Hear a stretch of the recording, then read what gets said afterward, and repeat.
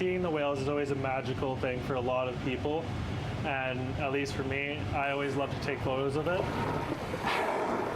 Now, one of the best and most magical parts of living here on the west coast of BC is staring out onto the horizon on a great day and hoping you'll see maybe a pod of killer whales break through the water. And it's something that people all over the world come to Vancouver for, just to get a piece of that magic.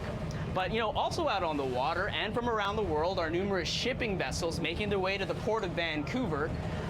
And the Port Authority has recently announced that it's gotten numerous shipping companies to agree to slow down in the water for those whales until November to help protect this endangered species that's going through a critical waterway.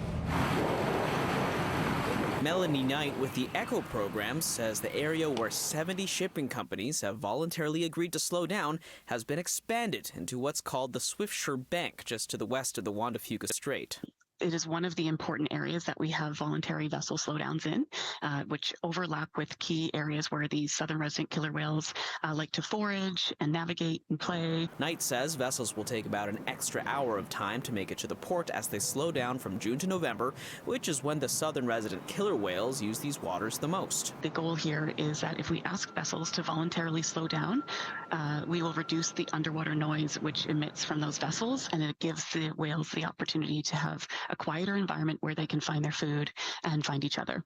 UBC professor Andrew Treit says there are about 74 southern killer whales in the water, according to recent estimates, but also hundreds of humpbacks and other transient killer whales, all who may benefit from the reduced noise. So much of the conservation actions is designed to save one population. But in many ways, the southern resident killer whales, they're like the ambassadors of the Salish Sea. And so anything that helps them is going to help others as well.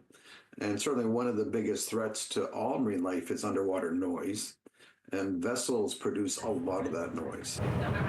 Whales are harder to spot here in Falls Creek, where there's lots of boat traffic, but this ferry operator says if you do see one, slowing down or stopping means better enjoying the sight and taking care of the wildlife too.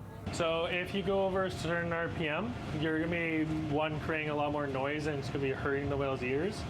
But a lot of boaters, at least seasoned ones, they actually slow their boat down or go to absolute zero as long as it's safe to do so. Treit says it's great for the future of the Salish Sea that corporations are choosing to slow down their ships, but everyone in the water has a role in protecting the marine animals that have been swimming in these waters for generations.